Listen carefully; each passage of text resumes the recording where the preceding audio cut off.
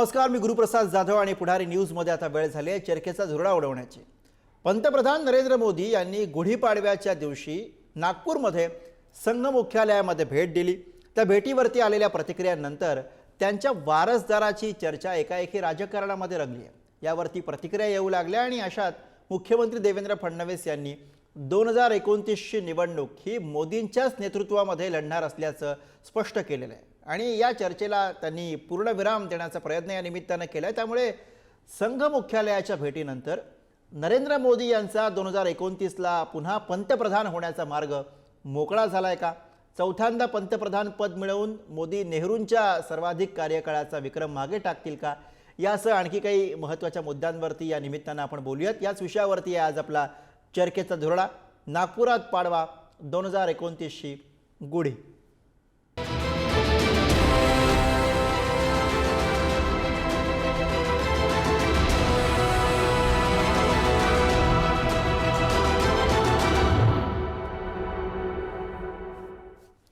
आणि या विषयावर चर्चा करण्यासाठी आपल्यासोबत मान्यवर पाहुणे आहेत। आपल्यासोबत आहेत भाजपचे प्रवक्ते विनायक आंबेकर, आपल्यासोबत आहेत काँग्रेसचे प्रवक्ते गोपाल तिवारी आणि आपल्यासोबत आहेत राजकीय विश्लेषक आणि संघ विचारांचे अभ्यासक मकरंद मुळे सर। सगळ्या मान्यवरांचं या चर्चेमध्ये स्वागत आहे। चर्चेच्या सुरुवातीलाच मी जातो आहे भाजपच्या प्रवक्त्यांकडे, विनायक आंबेकरांकडे। विनायक आंबेकरजी, संजय राऊत यांच्या वक्तव्याच्या निमित्तानं सुरू झालेल्या या सगळ्या चर्चा आणि अखेर देवेंद्र फडणवीस यांनी या चर्चांना पूर्णविराम देण्याचं काम केलेलं आहे। भाजप या सगळ्या चर्चांकडे कशी पाहते? संजय राऊत हे घराणेशाहीच्या पक्षाचे आधारभूत असलेले, त्याच्या आधारावर जगणारं असे एक व्यक्ती आहेत। त्यामुळे त्यांची जी विचार आहेत ते तेवढे सीमित असणार। त्यामुळे संजय राऊतांच्या विधानावर माननीय मुख्यमंत्र्यांनी उत्तर दिलेले आहे, त्याची काही फार चर्चा करावी असं नाही। अगदी मुळात नरेंद्र मोदी हे स्वतः एक संघ प्रचारक आहेत आणि आपल्या आयुष्यामध्ये संघासाठी त्यांनी संपूर्ण जीवन वाहून दिलेलं आहे।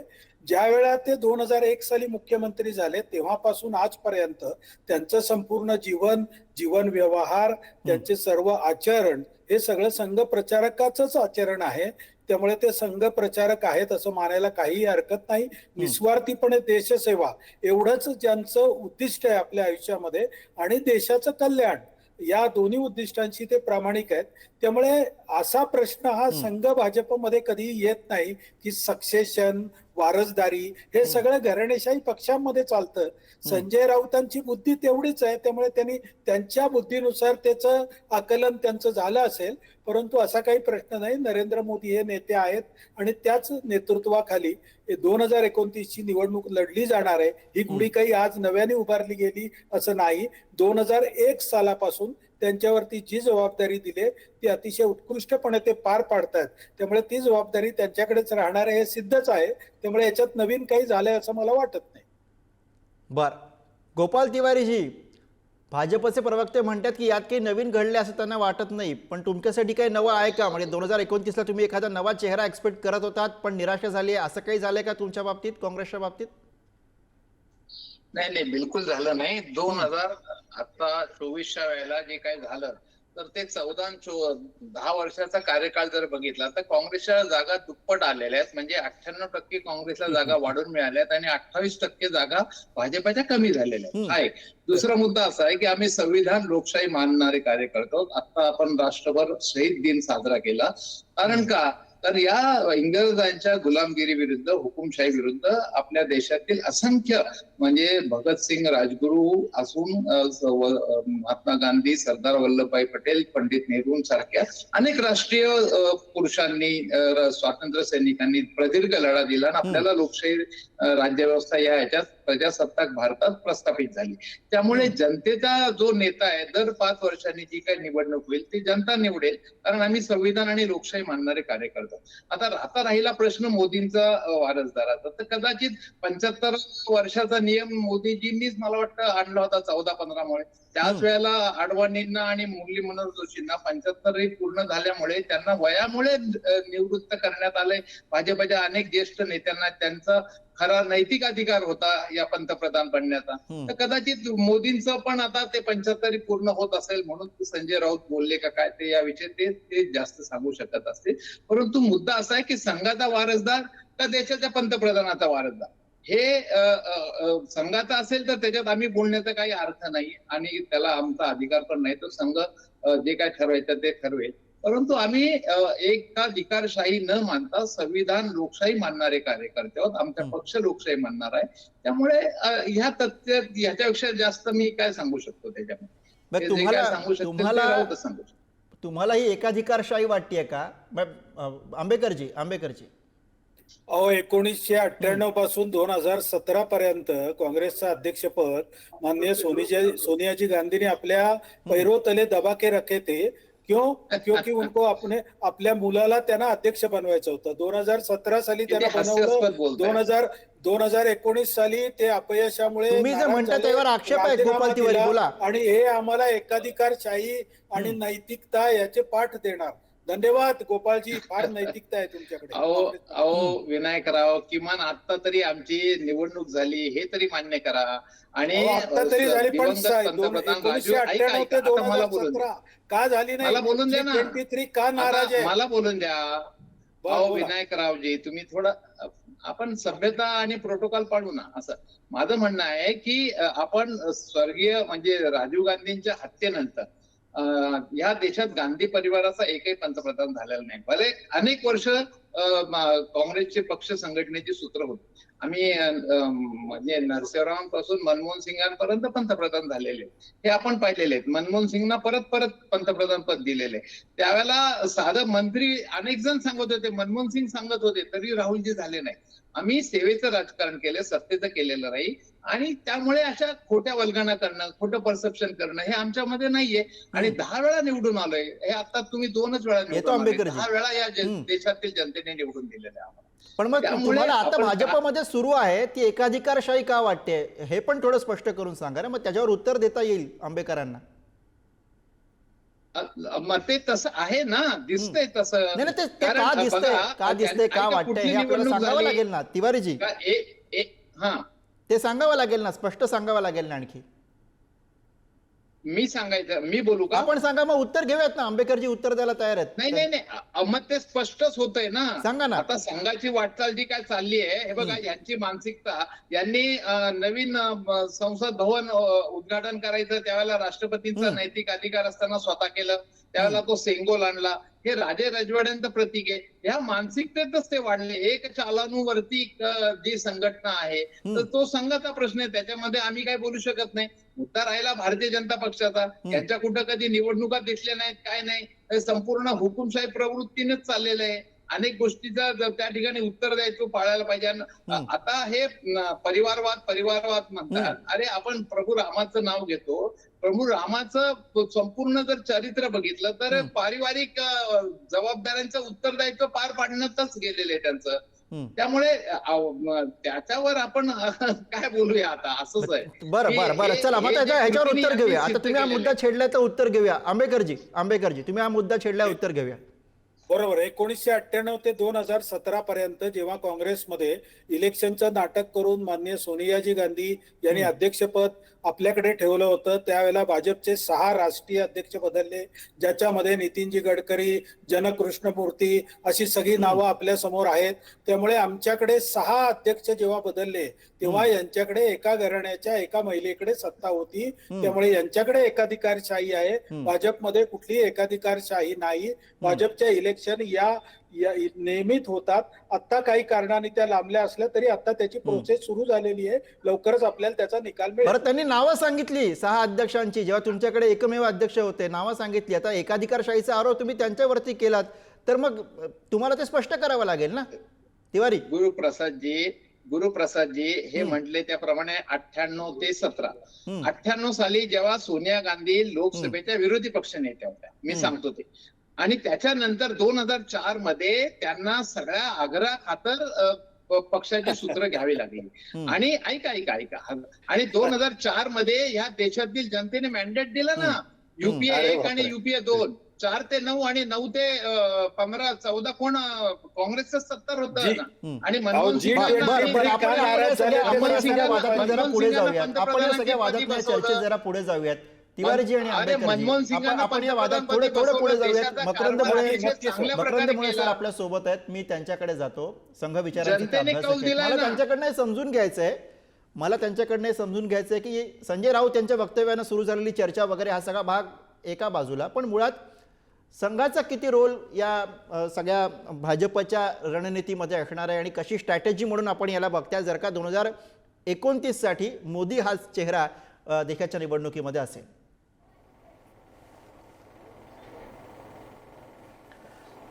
असं आहे की असं स्ट्रॅटेजी धोरण हा मुद्दा ठीक आहे, म्हणजे बोलायला किंवा चर्चेला फार चांगलं वाटतं. पण काही वर्षांपूर्वी दिल्लीच्या विज्ञान भवनात राष्ट्रीय स्वयंसेवक संघाने 3 दिवसाची व्याख्यानं आयोजित केली होती. संघाचे जे विद्यमान सरसंघचालक आहेत डॉक्टर मोहन भागवत यांची ती 3 दिवसांची व्याख्यानं होती आणि त्यात संघाच्या सर्व प्रकारच्या भूमिकांची मांडणी केली होती. त्यात राजकीय भूमिकेचीही मांडणी स्पष्टपणे केली होती. भारतीय जनता पार्टी आणि संघाचे संबंध, भारतीय जनता पार्टी आणि अन्य राजकीय पक्ष आणि एकूण राजकारणाकडे म्हणजे पक्षीय राजकारणाच्या पलीकडे असलेल्या राष्ट्रीय राजकारणाच्या मुद्द्यांकडे बघण्याचा संघाचा दृष्टिकोन, याविषयी संघाने आपली भूमिका स्पष्ट केली होती. वेळोवेळी म्हणजे 2024 साली संघाच्या स्वयंसेवकांच्या पुढाकाराने लोकमत परिष्कार नावाचं अभियान मतदार जागृतीचं झालं होतं. आत्ताच्या ज्या विधानसभा निवडणुका झाल्या महाराष्ट्राच्या, दिल्लीच्या किंवा हरियाणाच्या, इथेही संघाच्या स्वयंसेवकांनी किंवा समविचारी ज्यांना वाटतं की आपण पुढाकार घेतला पाहिजे काही मुद्द्यांच्या आधारे, त्यांनी ही सगळी अभियानं केली होती. त्यामुळे जर आपण कालचं जर सरसंघचालक डॉक्टर मोहन भागवत आणि पंतप्रधान नरेंद्र मोदी यांची भाषणं ऐकली असतील तर मुळात त्यांनी दैनंदिन राजकारण ते तर राजकीय पक्षांनी केलंच पाहिजे, तो काही मुद्दा नाहीये. परंतु 2025 ते 2047 हा जो टप्पा आहे पुढच्या 25 वर्षांचा, तो एका अर्थाने देशाच्या अमृतकाळ म्हणून ज्याची चर्चा आपण सर्व स्तरावर करतोय. स्वातंत्र्याला 2047 साली 100 वर्ष पूर्ण होतील. मुद्दा असा आहे की मोदींचं वय त्यावेळी काय असेल वगैरे हा बाजूला ठेवा, पण 25 वर्षांची योजना, 25 वर्षाची आखणी एकूण संघाच्या स्वयंसेवकांनी किंवा संघ विचारांचे जे सगळे कार्यकर्ते आहेत विविध क्षेत्रात काम करतात त्यांनी केली पाहिजे. त्यातला एक भारतीय जनता पार्टी आहे आणि तो जनसंघापासून आहे, म्हणजे तो केवळ आत्ता नाही. त्यामुळे सगळ्यांनी मिळून हे केलं पाहिजे. आत्ता संघाची प्रतिनिधी सभा बंगलोरला झाली. अशा प्रकारची प्रतिनिधी सभा, ज्याला संघाची एक व्यापक समन्वयाची बैठक म्हणतो, ती मार्च महिन्यात दरवर्षी होते आणि साधारण त्यात वर्षभराचं नियोजन, त्यात वैचारिक विषय काय असले पाहिजेत, त्या संघटनांनी कोणत्या प्रामुख्याने मुद्द्यांवर काम केलं पाहिजे देश म्हणून एकत्रितपणे, अशी चर्चा होते, त्याची योजना तयार होते आणि प्रत्येक संघटना आपापल्या क्षमतेनुसार, आपापल्या गरजेनुसार आणि प्राधान्यक्रमानुसार अशा प्रकारचे कार्यक्रम हाती घेतलेत. त्यातला एक राजकीय पक्ष भारतीय जनता पार्टी आहे आणि म्हणून भारतीय जनता पार्टीने राजकीय पक्ष म्हणून यश मिळवलं पाहिजे. सत्ता मिळवली तर सत्ताच्या आधारे लोक परिवर्तन, समाज परिवर्तन, बदल करता येतो, त्यामुळे भाजपाची एक भूमिका आहे. आता या सगळ्या प्रक्रियेत जी दरवेळी चर्चा होते की संघ सगळं ठरवतो, तर दोन्हीकडनं चर्चा झालेली आहे. इतकी काही आता म्हणजे त्या अर्थी भारतीय जनता पार्टी पण दीर्घकाळ राजकारणात आहे, जनसंघापासून राजकारण आहेत, त्यामुळे त्यांचंही एक समाजाचं आकलन आहे, मतदारांविषयी त्यांचं एक मत आहे किंवा मतदारांच्या प्रतिक्रिया, प्रतिसाद त्यांची घेण्याची एक पद्धत आहे, संघाची एक कार्यपद्धती आहे. अशा सगळ्यांनी एकत्र येऊन काम केलं तर अधिक प्रभावी काम समाजात निर्माण होईल आणि जे अपेक्षित बदल आहेत विकासाचे, प्रगतीचे, अशा प्रकारचे जे काही एक सकारात्मक वातावरणाचं जागरण करायचे ते करता येईल. त्यातला एक टप्पा म्हणून संघ अशा प्रकारच्या सूचना करत असतो. त्या सूचना या सूचना स्तरावर असतात, ते केलंच पाहिजे असं नसतं. भारतीय जनता पार्टीला जे सोयीचं वाटतं की नाही आम्हाला आता हे करता येईल किंवा करता येणार नाही, ते केलेलं आहे. त्यामुळे पंतप्रधान वाजपेयींवर पण टीका केली गेली होती की ज्यावेळी त्यांनी पहिलं एनडीएचं सरकार चालवलं त्यावेळी भाजपाचे किंवा संघाचे जे कोर मुद्दे होते म्हणजे राम मंदिर, समान नागरी कायदा, ते बाजूला ठेवले, तेव्हा विरोधकांनी टीका केली. म्हणजे हे सगळीकडनं सातत्याने झालेलं आहे. परंतु 2014 नंतर एक विशिष्ट भूमिकेतनं नरेंद्र मोदी यांनी आपले घटक पक्ष काय म्हणतील याच्यापेक्षाही आपली वैचारिक भूमिका काय आहे आणि मतदारांकडे कौल कोणत्या मुद्द्यांवर वागवले ते मुद्दे आपण पुढे नेले पाहिजेत आणि त्यात देशहित सामावले की नाही याची चाचपणी करत जाणं, हाच मला असं वाटतं की या सगळ्याचा असेल. आणि म्हणून मी म्हटलं की राजकीय अर्थ कालच्या कार्यक्रमाचे काढले पाहिजेत, कालच्या भाषणाचे काढले पाहिजेत, भेटीचे काढले पाहिजेत, ते स्वाभाविक आहेत. राजकीय पक्षांनी भूमिका मांडणं आणि माध्यमांनी त्याची चर्चा करणं. पण आपण जर बघितलं तर कालचं पंतप्रधान नरेंद्र मोदी यांचं भाषण, साहित्य संमेलनाच्या उद्घाटनाच्या वेळी पंतप्रधान नरेंद्र मोदी यांनी केलेला संघाचा उल्लेख आणि नुकतीच त्यांनी एका विदेशी युट्यूबरला दिलेली जी प्रतिरग मुलाखत आहे त्यात त्यांनी केलेला उल्लेख, या सगळ्याचा जो संदर्भ होता तो संघाच्या 100 वर्ष पूर्तीकडे संघ चाललाय त्याला धरून होता आणि स्वाभाविक एक प्रचारक संघाकडे कसा बघतो त्यातनं ते व्यक्त झालेले आहेत. बरं, विनायक आंबेकर सर, मला मगाशी जो मुद्दा गोपाल तिवारींनी मांडला तो मुद्दा घेऊन तुमच्याकडे यायचा आहे, कारण त्यात त्यांचं जे म्हणणं होतं की 75 वर्षाचा जो काही नियम केला गेला पक्षामधल्या वरिष्ठ मंडळींसाठी, तो आता मग जर का 2029 साठी सुद्धा मोदींचा चेहरा संघ आणि भाजप पुढे करणार असेल तर मग त्या नियमाचं काय? हा प्रश्न अर्थातच आहे की या निमित्तानं पुढे येणारच आहे. बरोबर आहे. 75 वर्षानंतर काय हा जो ज्या वेळेला समोर येईल त्यावेळेला त्याची काही विशिष्ट रचना मोदी सगळ्यांना विचारात घेऊन सगळ्यांना विश्वासात घेऊन करतील. त्यामुळे तो मुद्दा काही आत्ता महत्वाचा आहे असं मला वाटत नाही. आत्ता मगाशी जसं माझ्या आधीच्या वक्त्यांनी सांगितलं तसं पुढच्या 25 वर्षाच्या कार्यकाळात ठरवलेल्या गोष्टी घडवून आणणं याला नरेंद्र मोदींच्या दृष्टीने सगळ्यात जास्त महत्व आहे. त्यासाठी जे काही लागेल त्याप्रमाणे रचना होत राहील तिच्या पुढच्या काळात. बरं, गोपाल तिवारी. नाही, मुद्दा असा आहे की यांनी जो काही एक पुन्हा विषय काढला होता, तर मी पुन्हा एकदा स्पष्ट करू इच्छितो की आता जे खरगे साहेब यांची आणि शशी थरूर यांच्यामध्ये निवडणूक होऊन ते त्या ठिकाणी ते अध्यक्ष झालेले आणि 5-5 वर्षांनी जेव्हा जरी राहुलजी असतील किंवा सोनियाजी असतील तर त्या वेळेच्या कार्यकारिणीने अखिल भारतीय काँग्रेस महासमितीने पुन्हा त्यांची निवड केली आणि 4 ते 14 या देशातील जनतेने सोनियाजींच्या नेतृत्वाखाली काँग्रेसला आणि पर्यायाने युपीए कौल दिलेला आहे, ते निवडून आलेले. आता मुद्दा असा आहे की या ठिकाणी संघाचं कितपत ऐकायचं. जर संघाला पत्रकार परिषद घेऊन औरंगजेबाच्या कबरीबद्दल यांना उपदेश द्यावा लागत असेल तर यांच्यामध्ये किती समन्वय हे जगजाहीर आहे ना. म्हणजे यांचे राजधर्म पाळता येत नसेल भारतीय जनता पक्षाला, आपली महागाई विषयी, आपली बेरोजगारी विषयी आपली कर्तव्य पार पाडता येत नसेल. एक काळ मोदी म्हटले होते की रुपया मनमोहन सिंगच्या वयाप्रमाणे रुपया पडतो. $1 बरोबर 58 रुपये असताना $1 बरोबर 87 रुपये. सोनं 90,000च्या पुढे गेले. म्हणजे जर एवढे गोपाल तिवारी, आपल्याला यातनं काय म्हणायचंय? आपल्याला यातनं काय म्हणायचंय की संघ आणि भाजप यांच्यामध्ये समन्वय नाहीये या क्षणाला, असं आपल्याला वाटतंय? मी एक 10 सेकंद मला याच्यातनं असंच म्हणायचंय की भारतीय जनता पक्ष राजधर्मात दिलेले जनतेप्रती उत्तरदायित्व निभावू शकत नाही. त्यामुळे यांना अशा विषय काढायला लागतात आणि संघाला वारंवार त्यांना टोचून त्यांना मार्गावर आणायचा प्रयत्न करावे लागतात, कारण संघ तोंड कशी पडतोय जनतेच्या, असंही वाटतंय मला. कोण कोणाला मार्गावर आणायचा प्रयत्न करतोय? कोण कोणाला मार्गावर आणायचा? संघ भाजपाला. कारण मग संघाला त्या ठिकाणी औरंगजेबाचा कबरीचा मुद्दा हा सध्याचा वादग्रस्त मुद्दा आणि तिकडे परत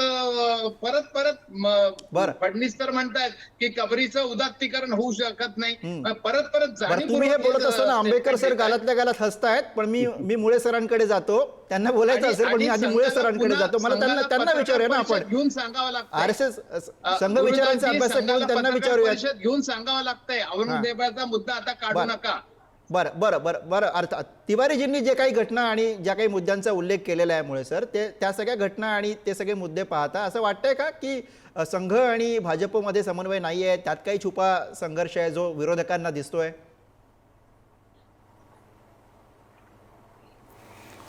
असे विरोधकांना दिसणं आणि विरोधकांची एक दृष्टी हा एक वेगळा मुद्दा आहे. आपण एक लक्षात घेतलं पाहिजे की 100 वर्ष चालणारी संस्था आहे आणि 52 ते 80 म्हणजे आणीबाणीपर्यंत जनता सरकार असेपर्यंत जनसंघ आणि त्याच्यानंतर जनता पक्ष, या कुठल्याही कालखंडात संघात किंवा भारतीय जनता पार्टी कुठल्याही संघटनेत स्वतंत्रपणे फूट पडणं, वाद होणं आणि लोक बाजूला जाणं असं काही घडलेलं नाहीये. इतकी मोठी संघटना आणि ती सुद्धा सामाजिक संघटना, लोकाभिमुख संघटना चालवण्याकरता जितका समन्वय आवश्यक असतो आणि जितका मतभिन्नता आवश्यक असते ती सगळी ह्याच्यात आहे. मनभेद होणार नाही याची काळजी सातत्याने घेतली जाते आणि म्हणून मी व्यवस्थित संदर्भ दिले की प्रतिनिधी सभा का होते, तर वर्षभरातल्या या संघटना आपापल्या क्षेत्रात काम करतायत म्हणजे नक्की काय आहे, त्यांच्या कामाचा काही परिणाम त्यांना जाणवतोय की नाही, जाणवत नसेल तर काही बदल करावेसे वाटतात का, ते कोणत्या टप्प्यावर ते बदल केले जातात. शेवटी हे जे सगळे ते सामाजिक काम आहे ते माणसांचं काम आहे. त्यामुळे माणसांचे स्वभाव, त्यांच्या क्षमता, त्यांच्या मर्यादा, त्यांच्या महत्वाकांक्षा याला घेऊन सामाजिक काम पुढे जायचं असतं आणि मुलाटच ते व्हॉलेंटरी काम आहे. त्यामुळे विविध प्रकारचे प्रवाहांचे वेगवेगळ्या आर्थिक, कौटुंबिक, सामाजिक स्थितीतनं येणारी लोक अशी सगळी या कामात जोडली जातात आणि त्यातून काम उभं राहतं. त्यामुळे उणीवा, त्रुटीवा, चर्चा, उलटसुलट प्रतिक्रिया या होतात. त्यामुळे याचा अर्थ लगेच असा होत नाही की कानट टोचले. मी परत सुरुवातीला म्हटलं जसं की अर्थ आपण काढू तसे निघतात, पण दिसतंय काय की सातत्याने पूर्ण समन्वयाने या सगळ्या संघटना पुढे गेलेल्या आहेत आणि म्हणूनच इतकं मोठं यश भारतीय जनता पार्टीच्या दृष्टिकोनातून विचार करायचा, ते इतकं मोठं राजकीय यश म्हणजे 84 साली 2 वर असलेला पक्ष आज 2025 साली राजकारणात म्हणजे भारतीय राजकारण ठरवतोय, त्याची दिशा ठरवतोय, अनेक राज्यात सत्तारूढ आहे. आणि समजा आपल्याला असं वाटलं की हे काही सत्ता बरोबर चालली नाही, तर मतदार आहेत, मतदारांनी त्यांना नाकारलं असतं. पण 2014, 2019 आणि आता परत तिसऱ्यांदा मतदारांनी ज्या अर्थी स्वीकारले त्या अर्थी ध्येय धोरणं, पक्षाची भूमिका, सरकार म्हणून जे काही कामकाज हाती घेतलेलं आहे ते कुठेतरी योग्य आहे, असं मार्गावर चाललं असल्यामुळेच असं झालेलं आहे. जर का आता मी जसं म्हटलं की संघाची भूमिका याच्यामध्ये जर का काही भिन्नता असेल तर मतदारांनी नाकारलं असतं. पण आता 3 वेळा स्वीकारलेलं आहे, पुढच्या वेळेला पण ते म्हणतायत की मोदीजींचा चेहरा हवा. तर मग आपल्याला याच्यामध्ये कॉन्फ्लिक्ट कुठे दिसतोय? नाही, जेव्हा अखिल भारतीय जनता पक्षाचे अध्यक्ष JP नड्डा म्हणतात, जाहीर स्टेटमेंट करतात की आम्ही सर्वस्व आता संघावर अवलंबून नाही, आता म्हणजे थोडक्यात संघाची आम्हाला काहीच गरज नाही, हे पब्लिक डोमेन मध्ये बनलेले आहेत, हे माध्यमांमध्ये आलेलं आहे. आणि मग त्याच्यानंतर परत सर्वासर्वी होते. आणि जे नागपूरमध्ये दंगल होती, जाळपोळ होती, अनेक जण नुकसान होतं आणि ते रेशीम बागेतल्या मात्र कर्नाटकच्या संघाला पत्रकार परिषद घेऊन सांगावं लागतं, कान टोचावे लागतात, औरंगजेबाचा मुद्दा आता घेऊ नका. हे फारकत नाही का? ही विसंगती नाही का संघात आणि भाजपमध्ये? बरोबर आहे. चला विनायक आंबेकर सर, तुम्हाला याच्यावर उत्तर द्यावं लागेल, कारण वारंवार हे मुद्दे आहेत. म्हणजे एकीकडे एक विधान येतं, मग त्यानंतर सारवासारव येते, मग विरोधक त्या दरम्यान टीका करून मोकळे झालेले असतात की यांच्यामध्ये समन्वय नाही. आता अगदी लेटेस्ट उदाहरण जे तिवारींनी दिलं ते कबरीचं उदाहरण आहे, ज्याच्यावरनं पुन्हा एकदा तोच मुद्दा तुमच्या विरोधकांच्या हातात गेलेला आहे. आंबेकर सर, कबरीच्या मुद्द्यावरून कोणी असं म्हटलेलं नाही की कबरीला तुम्ही प्राथमिकता देऊ नका, असं विधान जे केलं गेलं त्याचा वेगळा अर्थ काढला गेला मुद्दामून. परंतु आपल्या समोरच्या प्रायोरिटीज कडे लक्ष द्या, असं एखाद्या व्यक्तीने मत व्यक्त करणं याच्यामध्ये फार मोठं काही मतभिन्नता आहे वगैरे असे अर्थ जे आहे तो तिवारींचा वैचारिक गोंधळ झालेला आहे. त्यांच्या पक्षामध्ये G23 आता मला बोलू द्या गोपाळजी, सभ्य राहा गोपाळजी तिवारी, सभ्य राहा, मला बोलू द्या. G23 त्यांच्या पक्षातले सिनियर लोक काय सांगतायत, त्यांच्या मतांना धुडकावून देऊन माझ्याच मुलाला अध्यक्ष करायचा असा जो अट्टास त्यांच्या माननीय अध्यक्षांनी धरला होता त्याच्यावरती ते बोलणार नाहीत. संघ आणि भाजपच्या संबंधांवर बोलणार. आता मुळे साहेबांनी अतिशय व्यवस्थितपणे संघ आणि भाजपची रचना कशी आहे सांगितलं, प्रतिनिधी सभेचं उदाहरण दिलं. आमच्याकडे अशी व्यवस्था आहे, त्यामुळे असे काही मतभेद होत नाहीत, झाले तर ते लगेच दूर केले जातात. JP नड्डांच्या स्टेटमेंटचा अतिशय विपरीत अर्थ पत्रकारांनी आणि यांनी काही काढला काँग्रेसने, पण तसा तो अर्थ नव्हता. आमच्याकडेही इंडिपेंडंट विचार याची निर्णयाची क्षमता आहे आणि आम्ही विचारून त्यांना निर्णय घेतो असं त्यांना म्हणायचं होतं. आणि आता मुळे साहेबांनी सांगितलं की बाबा प्रतिनिधी सभा आहे, तिथे तुमच्याविषयी आमच्याविषयी काय मतं आहेत ही मांडली जातात, हे शेवटी माणसांचं काम आहे. त्यामुळे 2 मतं वेगळी असणं याला काही आपण टाळू शकत नाही, पण त्याची व्यवस्था असल्यामुळे हे जी मतभेद आहेत हे कधी टोकाला जात नाही. शेवटी सामंजस्य. चर्चेच्या अगदी शेवटाकडे आपण आहोत, म्हणून तुम्हाला आता अगदी शेवटाकडचा प्रश्न विचारतो की नरेंद्र मोदी यांच्या वारसदाराची चर्चा रंगणं या सगळ्या. मुळे सर, आपण एक मुद्दा घ्या आणि मग कन्क्लूड करूया. अगदी एक म्हणजे विषय पुढारी वृत्तवाहिनीचा आहे, म्हणूनच आपण यापूर्वी धुराळा ह्या चर्चेत तुमच्या तत्कालीन JP नड्डा म्हणजे यांनी जे केलेलं वक्तव्य होतं त्याची पुरेशी चर्चा केली होती. तो मला संदर्भ देऊन एवढंच सांगायचं आहे की केवळ हा मुद्दा भारतीय जनता पार्टी करता नाही, हा मुद्दा संघ विचारातनं सुरू झालेल्या प्रत्येक संघटनेकरता आहे की त्यांनी सक्षम व्हायला पाहिजे. अन्यथा सगळंच काम संघ करेल ना. विश्व हिंदू परिषद, विद्यार्थी परिषद, वनवासी कल्याण आश्रम, विद्या भारती, सेवा भारती, अशा ज्या वेगवेगळ्या क्षेत्रातल्या वेगवेगळ्या संघटना आहेत भारतीय मधून, त्या प्रत्येकीने स्वतः आपलं काम उभं केलं पाहिजे. आपल्याकरता कार्यकर्ते शोधले पाहिजेत, जोडले पाहिजेत आणि त्यातून समाजात काम केलं पाहिजे. अन्यथा सगळ्याच कामाच्या करता संघाने सातत्याने मनुष्यबळ पुरवायचं तर मग ही कामं वेगवेगळ्या पद्धतीने सुरू करायची कारणच नव्हती. त्यामुळे तो संदर्भ जो JP नड्डांचा वारंवार आपण घेतो, मी परत एकदा म्हटलं, पत्रकार म्हणून म्हणताना त्याच्यावर टीकाच केली पाहिजे का? ती केली पाहिजे, अर्थ तोच निघतो का? निघतो, पण आपण थोडं व्यापक चर्चा केल्या पाहिजे.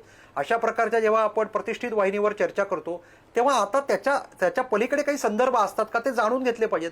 अन्यथा केवळ प्रतिक्रिया एवढ्यातच आपण अडकू, म्हणून मी सांगितलं की पुढारींनी त्यावेळी चर्चा केली होती आणि संदर्भ तोच आहे की संघ विचारांच्या सगळ्या संघटनांनी आपापल्या क्षमतानुसार स्वतःचा विकास करून आत्मनिर्भर केलं तरच समाज म्हणून जे काही कामाचं परिणाम साधायचा आहे, प्रभाव उत्पन्न करायचा, तो साधता येईल.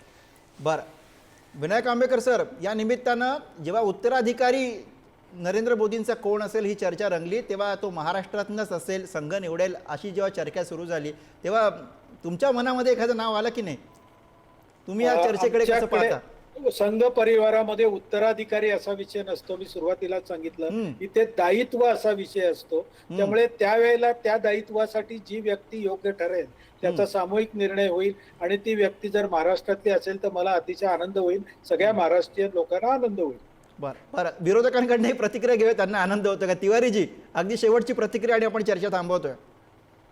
नाही, संविधानिक लोकशाही मार्गाने येणाऱ्या 5 वर्षानंतरच्या ज्या निवडणुका आहेत त्यावेळेला कोण निवडायचं ते जनता ठरवेल. परंतु तो 75 वर्षाचा जर नियम लागू झाला तर त्याच्यानंतर कोण उत्तराधिकारी ठेवायचा तो त्यांचा प्रश्न आहे. कारण त्यांनीच हा नियम लागू केलेला आहे. त्यामुळे राजकीय उत्तरदायित्व पार पाडावं अशी संघाची अपेक्षा आहे. आणि कारण संघ ही एक आदेशावर चालणारी हक्काची संघटना भारतीय जनताकडे पक्षाकडे आहे आणि त्याच्या जीवावरच ते सत्तेवर येतात, सत्तेची फळं चाकतात. परंतु नंतर मात्र आपलं उत्तरदायित्व सोयीस्करपणे विसरून जातात. बरं, आता संघाला असे जाहीर उपदेश द्यावे लागतात. बरं, आपण या चर्चेच्या सगळ्या शेवटाकडे आहोत. गोपाल तिवारी, शेवटाकडे आहोत. नव्या सरकारच्या वर्षपूर्ती आधीच खरं तर 2029चे वेध राजकीय वर्तुळाला लागलेले आहेत, असंच या चर्चेच्या निमित्तानं आपल्याला म्हणावं लागेल. पण एकूणच देशातली राजकीय स्थिती पाहता, गेल्या 3 निवडणुकांमधलं भाजप आणि विशेषतः मोदींनी उभं केलेलं आव्हान पाहता उत्सुकता असणं स्वाभाविक आहे. कारण नवा चेहरा विरोधात लढण्यासाठी मिळतो का, याकडे अर्थातच विरोधकांचे डोळे लागलेले असतीलच. आजच्या चर्चेसाठी सगळ्या मान्यवरांनी आपल्याला वेळ दिला त्याबद्दल सगळ्यांचे आभार. आणि यासह पुढारीच्या या धुरणामध्ये आज आपण इथेच थांबतोय. बघत राहा पुढारी न्यूज.